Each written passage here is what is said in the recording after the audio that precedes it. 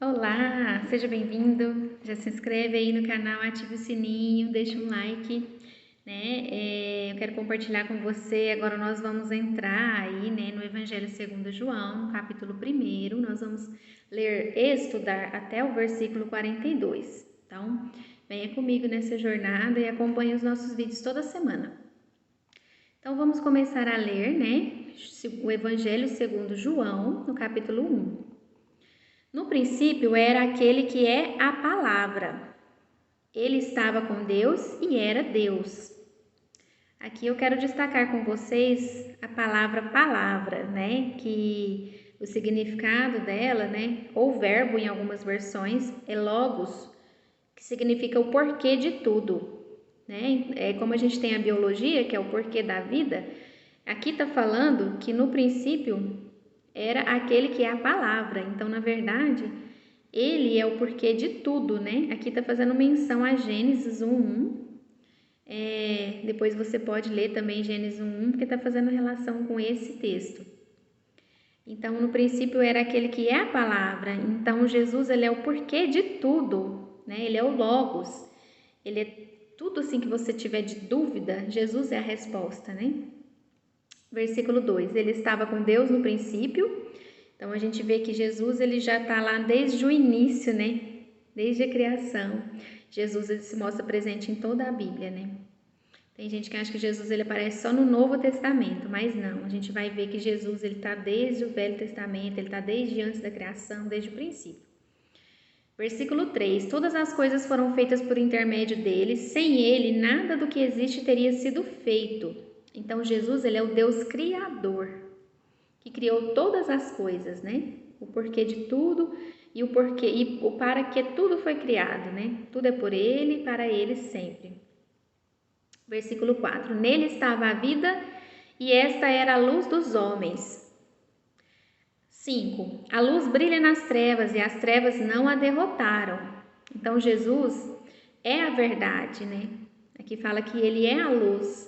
Então, na verdade, eu quero dar um exemplo para vocês. Quando você está no escuro lá, né, no seu quarto, e você acende a luz, não existe resistência à escuridão, né? A luz, quando ela chega, a escuridão desaparece na hora. Então, o que existe é a ausência de luz, né? Se existe a ausência de luz, é predominante a escuridão. Então, onde a luz chega, a escuridão desaparece imediatamente, não tem resistência. Então, a luz, ela brilha nas trevas, né? E as trevas, elas não podem derrotar a luz.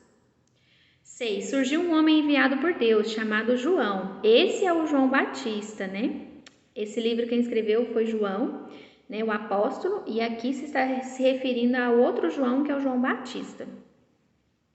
Ele veio como testemunha para testificar acerca da luz, a fim de que por meio dele todos os homens crescem. Então, assim como João Batista, é a nossa missão também, né? Relatar o que nós vimos e relacionar e contar, né? Nós somos testemunhas. Nós estamos anunciando a vinda de Jesus, né? Que Jesus está vindo. E é uma diferença aqui muito grande entre ser testemunha e advogada, né? Então, nós somos testemunha, nós vamos relatar, contar o que nós vimos, o que nós sabemos, nos relacionar com as pessoas, né? Nós não, no momento nenhum, nós vamos ficar advogando a favor de Jesus, porque ele nem precisa disso, né? Aqui no versículo 8, ele próprio não era luz, mas veio como testemunha da luz, porque naquela época, né, a iluminação que predominava lá nos gregos, eles colocavam João acima do que ele era. Então aqui fica claro que ele próprio não era luz, né? Mas que ele veio como testemunha da luz, que é Jesus. 9. Estava chegando ao mundo a verdadeira luz que ilumina todos os homens. Aquele que é a palavra estava no mundo e o mundo foi feito por intermédio dele, mas o mundo não o reconheceu. Veio para o que era seu, mas os seus não receberam. Então aqui eu quero abrir um parênteses, né? Porque meu maior medo é estar diante da presença de Jesus e não reconhecer isso, né? Eu estar ali onde está tendo uma manifestação de Deus, de Jesus, e eu não ser tocada, eu não sentir, eu não enxergar essa manifestação. Esse é o meu maior medo. Contudo, aos que receberam, aos que creram em seu nome, deu-lhes o direito de se tornarem filhos, os quais não nasceram por descendência natural, nem pela vontade da carne, nem pela vontade de algum homem, mas nasceram de Deus. Aquele que é a palavra tornou-se carne e viveu entre nós. Vimos a sua glória, glória como do unigênito vindo do Pai, cheio de graça e de verdade. Então aqui, essa palavra viveu, a tradução dela, né, Shekinah, é tabernáculo, é o mesmo que habitar, né? Então ele faz menção lá em Êxodo 25, versículo 8, que ele habitou entre nós, né? Aí lá no Êxodo ele habitava através do tabernáculo. Aqui, né, ele habitou, né, em carne, né? Então ele habitou entre nós, Jesus habitou entre nós. Nós vimos a sua glória, glória como do unigênito vindo do Pai, cheio de graça e de verdade, mostrando a soberania de Jesus, né? Então, no Jardim do Éden, Deus ele se relacionava com o homem diretamente, né? Depois da queda, céu e terra se separaram, né? E como Deus é santo, santo, santo, 3 vezes santo, ele não poderia se relacionar com o homem diretamente por conta do pecado, porque senão o homem morreria, porque Deus é muito santo, nele não existe pecado. Então, quando Deus falou lá com Moisés, né, para o povo jejuar, se santificar, que ele iria aparecer para eles, né, eles pediram a Moisés que ele fosse o porta-voz de Deus, porque eles não aguentavam, né, a manifestação de Deus. Então, Deus instruiu a criação do tabernáculo naquela época. Mais para frente, nós vamos ver que Deus, né, instruiu a construção do templo, né, lá com Salomão. Salomão fez a construção do templo. E que nessa época aqui do João, apóstolo João, Deus habitou em nós através de Jesus. Jesus habitou na terra. Ele esteve entre nós. Então, no versículo 15 fala assim, João dá testemunho dele. Ele exclama, este é aquele de quem eu falei. Aquele que vem depois de mim é superior a mim, porque já existia antes de mim. Ele está falando de Jesus. Todos recebemos da sua plenitude, graça sobre graça. Então, esse recebemos aqui, nós temos que aprender a receber essa graça, né? Nós não merecemos, mas nós recebemos a graça sobre graça de Jesus. Pois a lei foi dada por intermédio de Moisés. A graça e a verdade vieram por intermédio de Jesus Cristo. Então, aqui ele está falando, né, que a lei foi dada por intermédio de Moisés, né? Deus revelou os 10 mandamentos para Moisés, mas que Jesus veio trazendo a graça e a verdade, que ele é a verdade, e ele veio trazendo graça e verdade. Aqui eu abro um parênteses com vocês, porque graça sem verdade é uma ilusão, uma sedução. E verdade sem graça é crueldade. Então é graça e verdade. Não existe graça sem verdade, nem verdade sem graça. Todos os caminhos podem levar a Deus, para juízo ou para a eternidade, mas apenas um leva ao Pai, que é Jesus.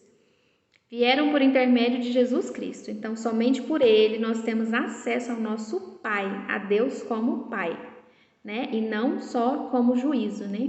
Como juízo, como criaturas, mas nós temos o direito de se tornarem filhos dele, através de Jesus. 18. Ninguém jamais viu a Deus, mas o Deus unigênito que está junto do Pai o tornou conhecido. Esse foi o testemunho de João, quando os judeus de Jerusalém enviaram sacerdotes e levitas para lhe perguntarem quem ele era. E aqui a gente vê, né, que os sacerdotes e levitas lá da época mandaram, né, pessoas perguntarem quem era João, né? E a gente fica pensando, por quê, né? Nossa, será que João era tão importante? Porque as pessoas estavam seguindo João, né? Então, eles ficaram preocupados, né, os sacerdotes da época, e mandaram as pessoas perguntar quem João era. Ele confessou e não negou, declarou abertamente, não sou o Cristo. Perguntaram-lhe, então, quem é você? É Elias? Ele disse, não sou. É o profeta? Ele respondeu, não. Finalmente perguntaram, quem é você? Dê-nos uma resposta para que a levemos àqueles que nos enviaram. Que diz você acerca de si próprio? Então, aqui, perguntaram se ele era o Cristo, né? Ele disse que não. Perguntaram se ele era Elias, ele falou que não. Se ele é o profeta, ele falou que não. Então, olha o nível alto de comparação, hein? Pensa você ser comparado com Jesus. Você é Jesus? Você é Elias? Você é o profeta? Que responsabilidade, que exemplo João dá para nós, né? Será que um dia a gente vai poder, alguém virar para nós e falar, você é Jesus, né? Tipo assim, você está representando Cristo, você está com o caráter de Cristo, isso é muito lindo. Aí João responde, né?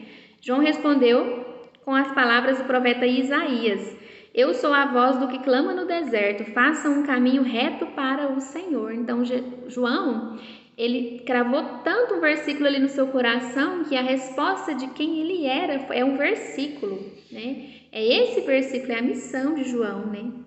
Ele está falando para abrir caminho para Jesus, né? Abrir um caminho reto para o Senhor Jesus passar. Alguns fariseus que tinham sido enviados interrogaram-no: então, por que você batiza se não é o Cristo, nem Elias, nem o profeta? Respondeu João: eu batizo com água, mas entre vocês está alguém que vocês não conhecem. Ele é aquele que vem depois de mim, cujas correias das sandálias não sou digno de desamarrar. Tudo isso aconteceu em Betânia, do outro lado do Jordão, onde João estava batizando. No dia seguinte, João viu Jesus aproximando-se e disse: vejam, é o Cordeiro de Deus, que tira o pecado do mundo. Este é aquele a quem me referi quando disse: vem depois de mim um homem que é superior a mim, porque já existia antes de mim. Eu mesmo não o conhecia, mas por isso é que vim batizando com água, para que ele viesse a ser revelado a Israel. Então aqui, João, né, ele está falando que o foco dele era apontar para Jesus. O foco de João sempre foi apontar para Jesus, né? Jesus veio antes dele e ele era superior a ele, né? E ele seria revelado a Israel. Então João teve o papel de precursor, aquele que vai na frente preparando o caminho, né?